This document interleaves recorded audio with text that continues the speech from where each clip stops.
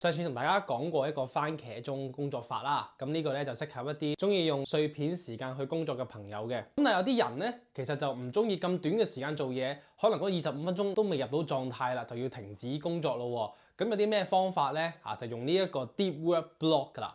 嗱，話得明一個 block 嘅意思咧，其實係一個好大嘅時間留俾去做一個需要好長時間去做嘅嘢啦。呢個概念咧都同時符合心理學入邊所講 flow 心流嘅狀態，即係你做呢樣嘢嘅時候唔會覺得攰啦，反而咧能量就源源不絕係咁嚟嘅。咁 instead of 每半個鐘休息一次咧，你可以考慮用1個鐘，甚至咧有啲人用 deep work 咧係可以4個鐘、5個鐘一口氣咧完成嘅工作。咁你會發覺咧呢4個鐘完成嘅工作咧，比你切開8個半小時去完成嘅工作咧，可能係更加多嘅喎。咁講到尾啦，邊個方法最適合你咧？其實你要自己試驗過先知道。咁我嘅分享就係後生嘅時候，我中意番茄鐘啦，因為個人比較心散坐唔定啦。而家隨住年紀越嚟越大咧，咁我就會中意呢個 deep work block 啦，因為咧一次過處理嘅事情咧，遠遠超過碎片時間可以處理到嘅事情嘅。